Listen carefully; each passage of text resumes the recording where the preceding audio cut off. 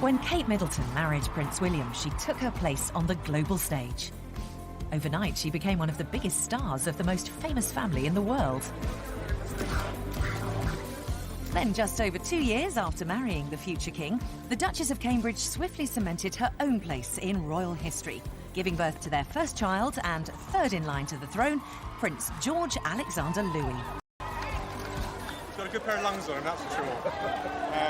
He's a big boy, he's quite heavy. And only 18 months after the birth of their first child, news broke around the world of another addition to the royal household. I'm going to become uncle again for the second time, hopefully. So, yeah, it's very exciting news. As their newborn daughter is welcomed into the family, those select few with the inside track on Kate and William reveal what impact their new child will have on them as parents, modern royals. New parents inside the royal family are given an awful lot of latitude, more than you might think. How will these high-profile, hands-on parents cope with 2 young children to look after? Queen's been pregnant 4 times, she's had 4 children. She knows exactly what Kate is going through. It's a time that is incredibly challenging. You are juggling so many different things, but particularly if you're the Duke and Duchess of Cambridge. Let's face it, this is the most photographed, famous royal couple in the world. I think if they still feel under siege at Kensington Palace, we will see them more and more living in their very big house in the country that the Queen has given them. And what clues lie in the past that may well determine the royal future for their daughter? In many cases, some of the greatest monarchs in British history were never supposed to wear the crown.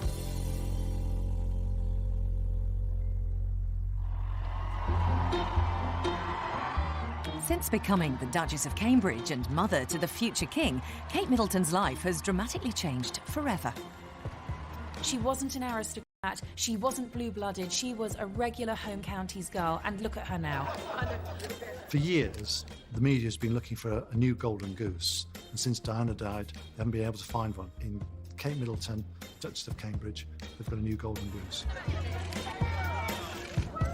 The royal family don't see themselves as celebrities. That's not how they class themselves. And it's very interesting at an A-list event in Hollywood where William and Kate were, when you see genuine A-list celebrities queuing up to speak to William and Kate. That's the level we're talking at here.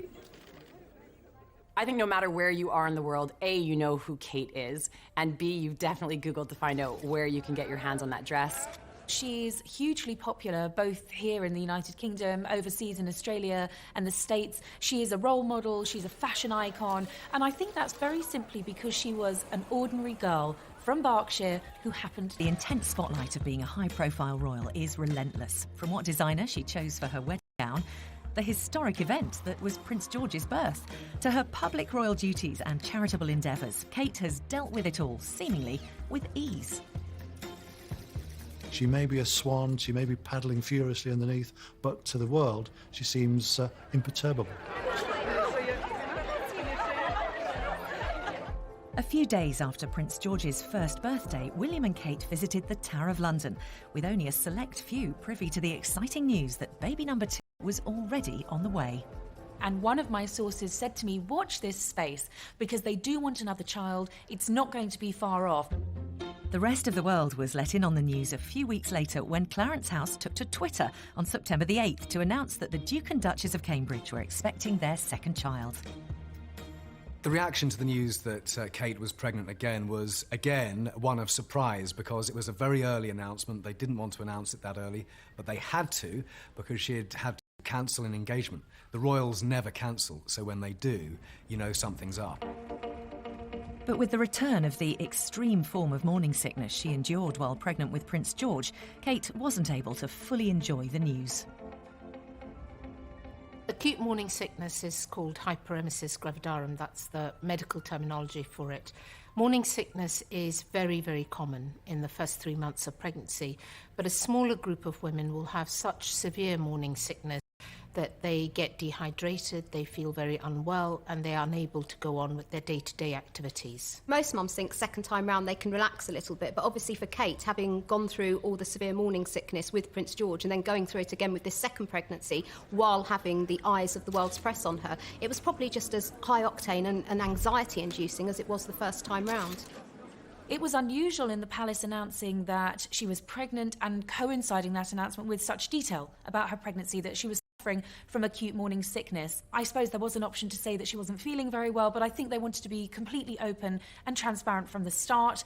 It came via social media, again another hint at just how modern the monarchy has become. This was an announcement that went viral on Twitter and went viral on Facebook, and it came in very quickly on all of our BlackBerries, and we swung into action. In fact, such was the severity of her morning sickness that Kate reluctantly relinquished her royal duties. There were a handful of events that the Duchess had to miss. There were a few engagements with charities, which the Duchess was really very sad and very disappointed to have missed, but there was just no way that she was going to be able to go. This wasn't just a case of slight nausea. Some of the symptoms of acute morning sickness are throwing up, the vomiting, but there's also the constant nausea, and unfortunately the vomiting takes them outside of their home environment. It was while I was here at school that I realised my love of sport. Sport has been a huge part of my life. But her love for sport and sporting causes had to take a backseat too, and that meant missing the opening of Prince Harry's Invictus Games in the summer of 2014. Yeah, in all seriousness, I hope my sister-in-law gets better soon. Last time I saw her, she was okay, feeling pretty poorly, but I think that's to be expected. Luckily, I'm not a woman, so I don't have to go through that. Yeah, it's a pretty horrible thing to have to go through. She's the person you want on the list when any sporting event's happening. For sports aid on the Olympic grounds when she went down 3 months after giving birth, there she was in these skinny J-brand jeans, a striped t-shirt and 6-inch wedge heels, and she was just giving it a go on the volleyball court and completely fit in. She will have been gutted to miss the Invictus Games. The royals don't cancel. They never cancel. It's the one thing you can guarantee. So for her to have to pull out of that event, she would have been really upset. In fact, so severe was Kate's morning sickness that she was forced to cancel a trip to Malta, with William taking place. And that trip was set to be her most important personal engagement since becoming the Duchess of Cambridge. It wasn't just any overseas trip, it was her first official solo engagement on behalf of the Queen, and she was, I was told by a royal source, devastated not to have been able to have gone. Queen's been pregnant 4 times. She's had 4 children. She knows exactly what Kate is going through. We shouldn't sort of decry her because she's been suffering so badly and she's had to miss engagements. I mean, the people who were expecting a visit from her are disappointed, yes, and that will be made up to them in the fullness of time. But they're no more disappointed than the Duchess not being able to fulfil her commitment. I mean, she would have wanted to get back to work, but William, her mum and dad, and the doctors will have said to Kate, you are too tired, you're too exhausted, you're too ill, just rest at home. Although Prince William and indeed brother-in-law Harry stepped in to support Kate, she did return to her husband's side and her own royal duties in October 2014. Welcome to Singapore. Kate was out of action in total for about 8 weeks. She made her comeback to coincide with the official state visit of the President of Singapore, and that was it. She was back. She looked fantastic, if a little peaky, if I'm being honest. I was there on Horse Guards Parade. She was very smiley. She looked fine. And what was great was the interaction between her and William. They're always trying to get each other to laugh. Coming up, we assess the impact raising 2 young children will have on Kate and William. For Kate having 2 babies under 2, it is going to be so much hard work. We'll also go back in time for clues as to what kind of life a spare to the heir could lead in the future. Queen Elizabeth is set to be the longest reigning monarch in British history, but it's easy to forget that she was never supposed to be Queen. Leave London to start a new life. From the moment that William and Kate announced they were getting married, they made no secret of the fact that they couldn't wait to start a family. I think we'll take it one step at a time. We'll sort of get over the marriage thing first and then maybe look at the kids. But obviously, we want a family, so we'll have to start thinking about that. But with Prince George still a toddler, it came as a surprise to many that they would have a second child so soon. I don't think it was too soon. If you look at their setup, if you look at their dynamic, Prince William's taking on a new job with Air Ambulance. Kate, to me, certainly has really found her feet in her new public role. They've got a beautiful country home. Kensington Palace is refurbished. They've got their team of staff in place. Why wait? It's a perfect opportunity, and I'm told that Kate particularly didn't want there to be a big age gap between the first and second child. That may be so, but for Prince George, his little life is set for a big change. Kate's obviously going to have her hands full with this second baby, but what about little George? He has absolutely been the centre of their world for so long, and of course being the first grandchild of the Middleton family. So I think, there's going to be every chance he's going to have to take a back seat for a little while when this new baby comes along, and it will of course change the dynamics of the family. When news broke that baby number 2 was on its way, there was initially some concern for Kate's physical state, having another child so soon after Prince George. We generally advise women who are fit and well nourished that they can consider having a pregnancy after 6 months to a year. But such a close gap between babies will certainly have an effect on Kate and William as parents. So for the next couple of years, Kate and William have totally got their work cut out for them, and it will probably seem to them like every time they just get out of one stage, be that sleepless nights or teething, then they're going to have another child going through exactly the same thing. And of course, it's not just going to be with the newborn. Prince George is still very, very young. He's going to be going through the terrible twos. They're going to be dealing with tantrums and all kinds of things. With both William and Kate having siblings so close in age, was it always on the cards they'd follow in their family's footsteps? Well, I was told that Kate particularly wanted there to be a very small gap between George and his sibling. There's only a year between Kate and Pippa, and then another year between Pippa and James. And similarly, with William and Harry, it's only 2 years between them. If you look at a royal couple, they tend to have their children close together, quite simply so that they have that family time, they have that nesting time, and then they're back at work. And of course, this is no ordinary second-born. When Prince George of Cambridge was born on the 22nd of July 2013, another chapter in royal history was made. A new heir to the British throne had arrived.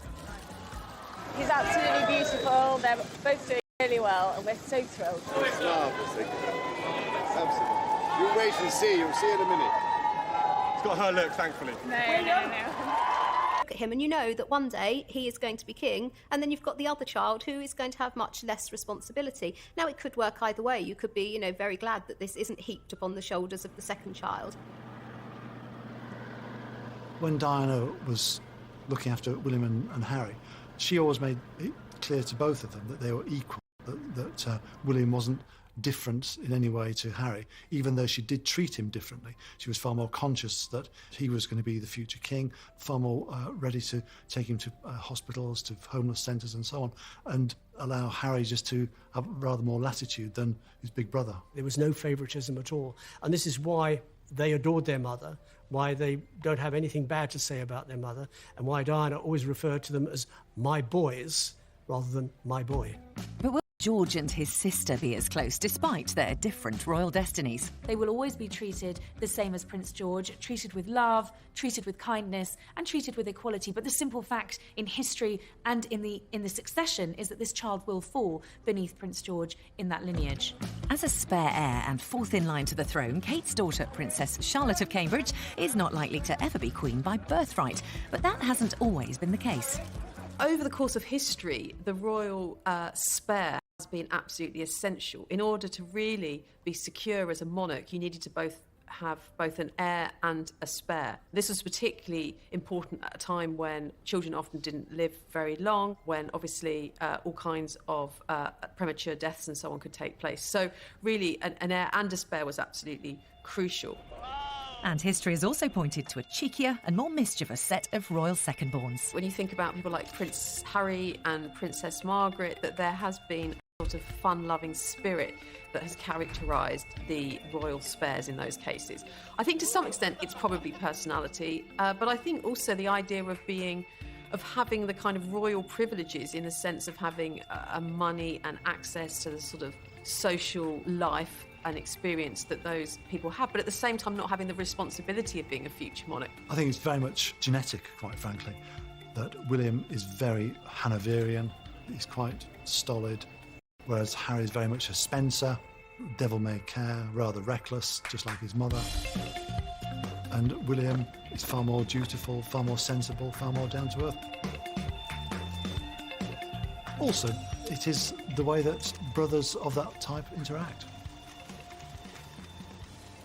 Research generally suggests that parents do approach things differently with baby number 2. They don't have that first-time mum or dad anxiety syndrome. They're generally much more laid back. They will leave the baby to cry for that little bit longer. They won't be so obsessed with changing a nappy every single hour, off into a really false sense of security when they've already had one baby and then there's another one on the way. If they've had a really, really easy time first time round, they normally expect that number 2 will be the same. Now, obviously, we don't know the intricacies of Prince George's character, but if they have had a really good, easy time with him, and if he's been a good sleeper, hasn't cried much, they'll probably be expecting the same with their second baby. And who knows, they could be in for a huge shock if number 2 has a completely different personality. The bond between siblings can be complicated. Of course, brothers and sisters are likely to be close and look out for one another. But for those siblings raised close in age, hierarchy and a fierce desire to be the most successful often comes hand in hand with their relationship. So what happens when one is destined to be ruler and the other the spare? I suppose if we go right back into the 12th century, we've got the rivalry among the sons of Henry II. So Richard the Lionheart, King John, their elder brother, Prince Henry, who was actually killed in campaign against his brothers. So there was a real rivalry there. William and Harry are huge rivals. I mean, they're on the polo field. It used to drive William mad that Harry, at a younger age, was a better horseman, better shot, and at the same time, Harry always deferred to William because he was the older brother. William and Harry have always had a bond. With the youngsters, where there is a 2-year age difference, they're close almost from the word go, because as William grew out of his toys, then Harry would take them over. And as they grew up, they became closer because the age difference was only 2 years. So I think that was one of the contributing factors that made them so close.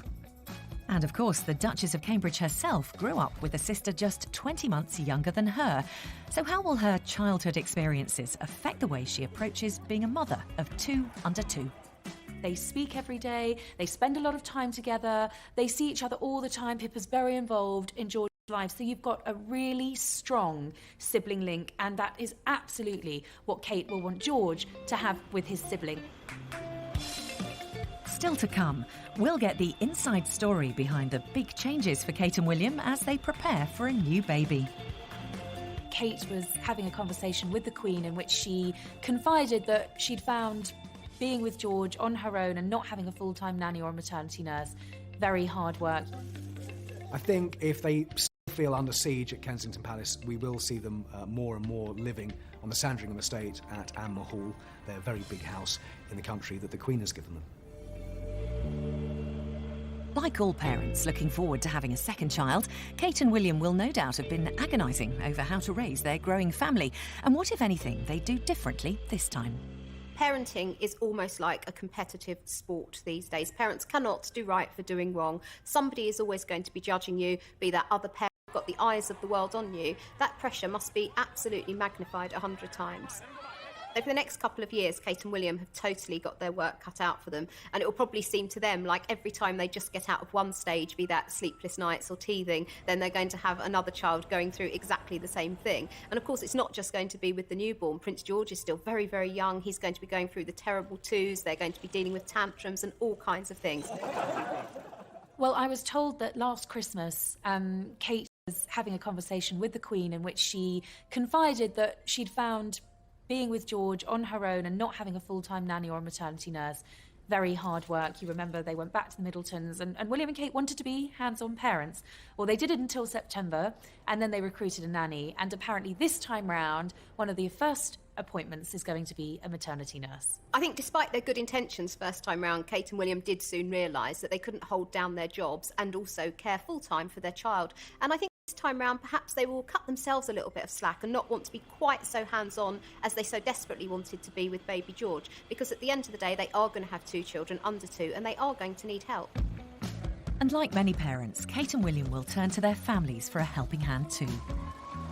Mummy and Daddy Middleton are absolutely crucial to this whole story, going, way back 10 years and all through the courtship of William and Kate. And they are, Carol is very involved in the upbringing of George and looking after her eldest daughter, Kate, when she was ill again with this extreme morning sickness. And for many weeks, Kate was at home in Berkshire with Mum and Dad, and Grandma Middleton was taking up the strain there. I think she's going to want the security of having her mum and dad around, but also I think this is all about the normality that she wants for her children as well. One of the things that enables William and Kate to be so ordinary is the presence of the Middletons in their lives. Carol is a regular through those iron gates of Kensington Palace. She whizzes through in her Land Rover. There's no security because everyone knows her, and she turns up to help with bedtime, with bath time. She is absolutely indispensable. She was from the very start when William and Kate moved into the Middletons' house, the Manor, for those early weeks of George's life. And of course, it was to Carol that Kate went when she was so poorly. She didn't want to face the world. She didn't want to be in a palace on her own while William was studying for his new job. She wanted to be with Mum. And I think that's very special. I think it's wonderful that she's been allowed to do it, that the courtiers haven't stood in her way, and that she can go home not be photographed, and actually just be Kate, being looked after by Mum. Of course, William has only to look back at how Harry and he were raised for some clues on caring for two young royals. William and Harry were raised not like your average child, but they were raised very much in the aristocratic fashion. Prince Charles was a loving but rather distant father. Princess Diana broke with the mould by being Balmoral because she was spending so much time with the children, and she said, why don't you leave them with the nanny? Prince William is a far more hands-on father at this early stage than Prince Charles was. Prince Charles, like many fathers, aristocratic fathers, came into his own once the boys were old enough to go hunting, shooting and getting on horseback. My guess is that William learnt very much what goes on in the great big wide world by his mother taking him down to the high street, to the movies, to the hamburger joint, to the bookshops, to the clothes shops. So he got a good grounding from his mother about the real world. But having said that, he got a good grounding from his father about the real world, but the real world on the other side of the coin. Country pursuits, polo, hunting, shooting, fishing. Diana often talked about her craving to be normal. Well, frankly, she shouldn't have married the Prince of Wales. William and Kate aren't normal. They live in palaces. One of the things that William loves about Kate is that the Middletons are normal, and it's the closest taste that he's had of what other people have, an ordinary Sunday lunch, going to the pub, that sort of thing. But clearly, they're not normal. One day they are going to live in a very, very big house and be king and queen.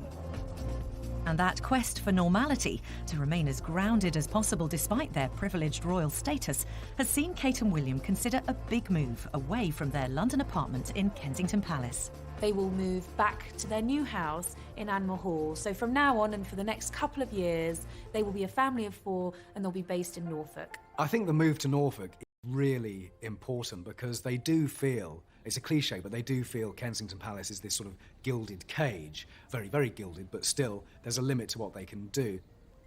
I know that the one thing that Duke and Duchess really want is to be ordinary. They want to be normal. Behind the walls of Kensington Palace, however, is a team of staff. Their engagements are planned meticulously. Their outfits are planned meticulously. I mean, who else has a valet that lines out what you want to wear every morning? It's not a normal life. All right, move up, make way. Living the extraordinary life that they do guarantees an extraordinary amount of attention, especially from the press. And like his mother, Princess Diana, William is determined to deal with the press coverage of his family on his terms. But despite the couple's best efforts, in October 2014, an incident involving a press photographer and baby George led to William and Kate publicly requesting that their son be left alone. The feeling about invasion of privacy is quite strong, and I believe in it. We don't have privacy laws in the United Kingdom. They have them in other parts of the world. I think when you have a baby being stalked at the age of 1, that is obscene. It's really indecent, and quite frankly, the baby and the nanny deserve a certain amount of privacy.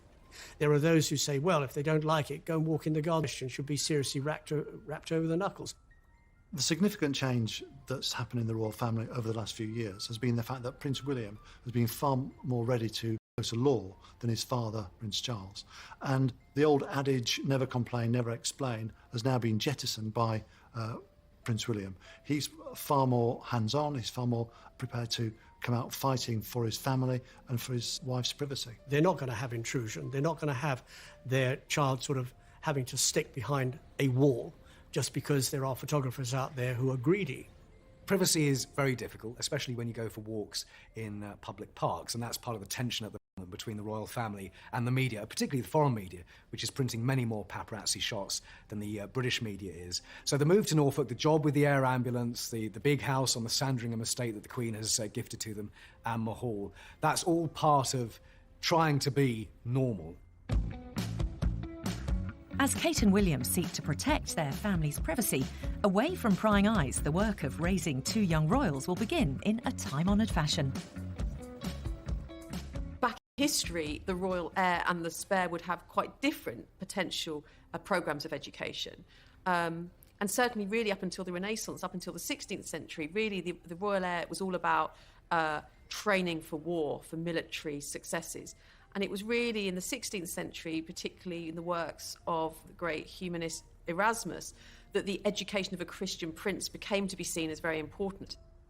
First and foremost, we've got a knock-on-the-head change. The royal family don't change. They evolve. They've been evolving for 1,000 years. We've got 1,000 years of history of the British monarchy.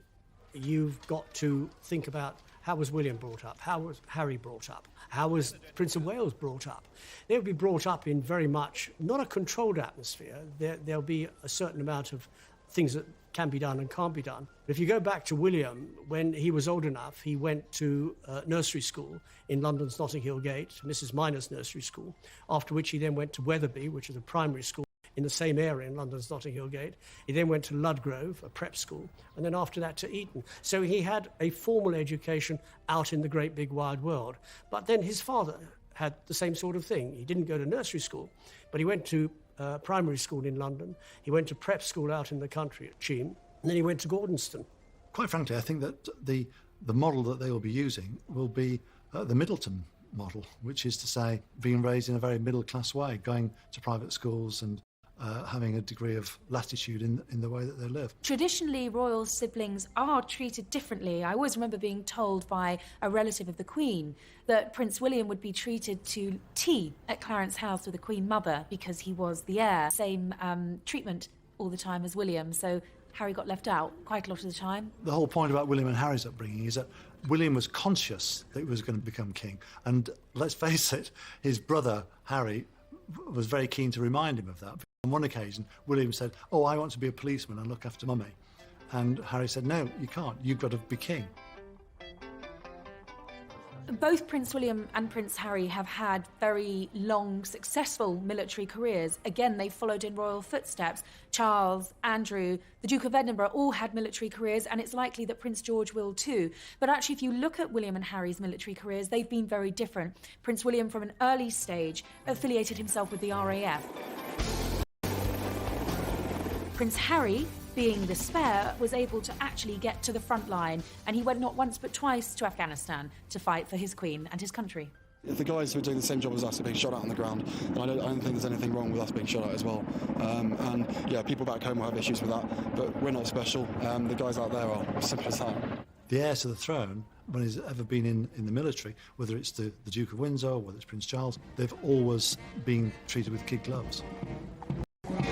William was genuinely angry that he wasn't allowed to serve in Afghanistan, and Harry, as the spare, was allowed to go. William genuinely thought, you know, I can go there, I should be able to go there, but he's just too close to the throne. There is a bit of jealousy, not just the fact that I get to fly this, but obviously he'd love to be out here, and I don't see why, to be honest with you, I don't see why he couldn't. William's desire to lead a normal life does have its limitations, but for Harry, the birth of baby number 2 gives him even more freedom in how he lives his life. And of course, with that growing family, your prospects of becoming king reduce, don't they? Great. Harry genuinely is delighted that he's moving down the batting order. He can see what the pressure, the expectation, the waiting does to people. He's seen it with his father. He's seeing it now with William, who, you know, does have a heavier burden on his shoulders, destiny or history or whatever you want to call it. Harry doesn't have that. I think William's come to terms with it now, and he feels he can, you know, make his own space and do his own thing. Harry, of course, has got much more freedom to do that. But if history has shown us anything, it's that royal futures are never set in stone. In the past, if you think about Prince Arthur, the oldest son of Henry VII, he dies, and actually it's his brother, the much more charismatic Henry VIII, who succeeds him, and who, of course, isn't supposed to have been king again, but, of course, had a huge impact on history. I mean, is one of the most sort of infamous monarchs. Royal history isn't always set in stone. Things don't always work out how they're expected to. When Edward VIII abdicated, his brother found himself in an unprecedented and very unexpected position, and that position was quite simply he would be the next King of England. Both Elizabeths, Victoria, Henry VIII, none of them were meant to take the throne. They were all way down the line of succession, but then fate played its hand. Coming up, we look at who the big money winners are likely to be from the birth of baby number 2. In our case, she was placing the order pretty much like a regular customer, except the delivery address was Kensington Palace, which was quite exciting. In stores, we were getting calls from all over the world, even from like Spain, Japan, everywhere. And we'll get the inside track on the birth that kept everyone waiting. With William and her charismatic brother-in-law Harry by her side, Kate has been credited with helping to make the British royal family accessible and relevant again. So it's no surprise that since she became the Duchess Cambridge, the world has literally been buying into Kate Middleton. We all know that Kate loves the high street fashion brands, and one of them in particular is Reiss. And since we've seen her wearing so much Reiss, that's actually contributed to them opening across the US. I think we've seen it time and time again that Kate's fashion sells out in seconds. The blue and white wrap dress that she wore in Australia sold out in 8 minutes. I think no matter where you are in the world, you are definitely looking out for Kate. You want to know what she's wearing, where she bought it from, and if in fact you can get your hands on it. Coming from Canada, I know that blog posts to magazines, anywhere you can kind of find that information, they'll be letting you know what Kate wore most recently and giving you examples of where you can find it. Kate's clothes, of course, are always of interest, and she does the yummy mummy look very, very well. When she's off duty, we're used to seeing her in her skinny jeans and her little pumps and sweaters, and that's a look that everybody can copy and everybody can emulate, and again, that's part of her huge appeal. All eyes in the fashion industry, from the stylists to the brands to the people that are getting on the websites to pick up these items, they're just watching what Kate is putting baby George in and what number 2 is going to be wearing, because that's what people want to get their hands on, that's what brands want to be selling, and that's what stylists want to be creating. What's been really interesting is the outfits that she's worn in her early pregnancy have been far racier than anything she wore when she was pregnant with Prince George. We've seen shorter hemlines, we've seen splashes of colour, we've seen lower necklines, quite daring outfits for a pregnant Duchess, and I think that's great. And one designer in particular has really benefited from Kate's maternity choices. We can't approach her. I think that's a little bit the etiquette, because so you have to wait to be chosen, and in our case she was placing the order pretty much like a regular customer, except the delivery address was Kensington Palace, which was quite exciting. It really opens up for us the American market, which is notoriously difficult to get into. We have also opened up distribution in Japan, in China, so, you know, areas where it's quite hard to knock on our doors. I think she is playing a fantastic role at promoting British fashion from the brand point of view, but also she's kind of raised the antes in terms of the elegance, because she is so elegant. I think she's kind of pushed a lot of the average people to think, I need to be as elegant as her. But it's not just Kate's clothes that are watched by royal fans across the globe. When Kate and William went to Australia and New Zealand on their first overseas trip together as a family, it was baby George who stole the show. That outing cemented their position as a trend-setting all-star family, with George's presence in particular giving baby fashion and retail brands a welcome boost in sales. I think the appeal with baby George is that when we look at his outfits, although he's dressed in a kind of traditional royal baby way, he's also really, really accessible. So we can look at his little shirt and his little blue shorts, and we know we can buy something very, very similar. This is a similar jumper to the one that we made for George. Obviously, this is for a little boy called Jack. We were very surprised at the interest and how many people actually wanted to get hold of something very similar to what George was wearing. We saw an immediate increase in interest in the brand right from that very day onwards. We almost couldn't believe it when we saw that he was wearing the shoes. Then we felt really excited, and it was a huge buzz all around all of the shops. So all of us were so excited, and we thought, oh my goodness, the actual future King of England's wearing the shoes from us. We couldn't actually keep up with demands at first. We sold out almost immediately online once he was pictured wearing it. In stores, we were getting calls from all over the world, even from like Spain, Japan, everywhere.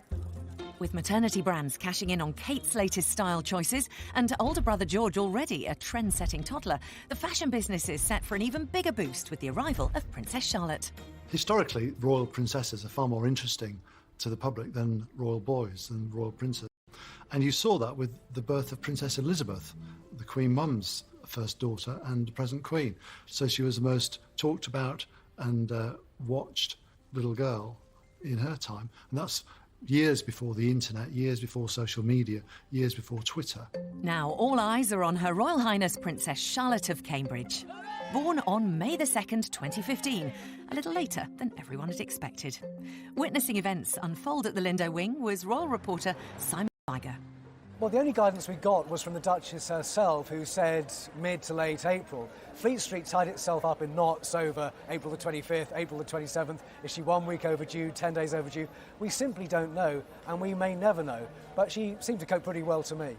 Some of the royal superfans who are always front and centre of the queue for weddings and births and great occasions, they have been here because they know it's the best way of getting a good position. And actually, some of them have a personal sort of relation for them.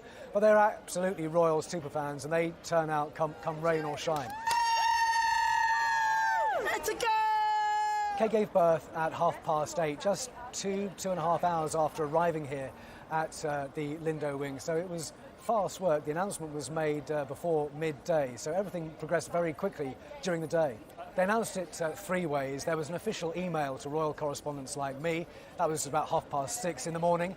There was also the official tweets. They're very hot on social media. And then the ceremonial easel, the usual old way of announcing a princely or princessly birth at Buckingham Palace. We welcome with humble duty the second born of their Royal Highnesses, the Duke and Duchess of Cambridge. The only visitor to William and Kate and the new princess was George, who isn't yet 2 years old, but he stole everybody's hearts again. We haven't seen him for a long time as his father went back to Kensington Palace and brought him back here to the Lindo wing. William wanted George to walk, but George didn't want to do that, so William picked him up. There are a couple of royal waves, a kiss from father, and then into the door behind me. It was a lovely moment. He looked smashing, and he stole quite a few hearts. But with the move to Anne Hall, will the Middletons play as big a role with Princess Charlotte as they did with Prince George? Carol Middleton absolutely front and centre on this one. She's helped Kate with George a great deal. She's helped decorate and renovate Anne Hall, where they're going to be living in Norfolk for much of the time. So Granny Middleton is very important in all of this. Kate's daughter will undoubtedly have more freedom than her brother Prince George, but as a spare heir, she will still have an important role to play. The job of the royal child with an elder brother or sister is to be supportive. So the Prince of Wales, later the Duke of Windsor, was always supported by his sister and his 3 brothers. Elizabeth, now the Queen, was always supported by Princess Margaret. So there is a kind of unwritten code inside the royal family that your job as a sibling is to help share the burden of monarchy. So how will Kate and William's thoroughly modern style of parenting help to push the boundaries of what it means to be a family unit in a royal household? I think how Princess Diana brought up her boys has quite obviously had a huge long-term effect on Prince William. And I think that probably has really geared William up to do very much the same sort of thing. We probably won't ever hear about it. We will hopefully never see the pictures of this private family time. But I'm quite certain that Prince William will be doing all those sorts of things totally under the radar, just like his mum did, to ensure that his children have a relatively normal upbringing, a normal childhood. What are we going to see of the younger royals in the next few years? Well, we'll see more of William and Kate and Harry as they take on more official royal duties. I don't think necessarily we're going to see more of Prince George and Kate, that he will protect his children. And I don't think we'll see that much of the royal children. And so William and Kate and their children we can look at as this kind of great showbiz couple with something a bit special. But in time, I think it's going to be interesting how it's going to play out. And if they're going to become ultimately king and queen, it's going to be a very different kind of monarchy than it is now. We see a new chapter beginning for the Cambridges, an exciting chapter, a new family chapter, and I think they're probably going to be incredibly happy. In the last 5 years, Kate has gone from being a single young woman to the wife of the future king and mother of 2 royal heirs to the throne. With Kate, very quickly, once she moved into the royal family and she established her own style and her own personality, comparisons with Diana fell away. You've got to stand back and admire her for what she's achieved without any fuss, without any tantrums, without any breakdowns. It has been a whirlwind for Kate, but she has taken on more and more, and she can do it. She's a natural at doing it. And although Princess Charlotte is not likely ever to have as important a royal role as older brother Prince George, she will mean the world to Kate, whose own role as mum and royal matriarch will be crucial in helping to redefine the British monarchy in the 21st century, cementing their place as the world's most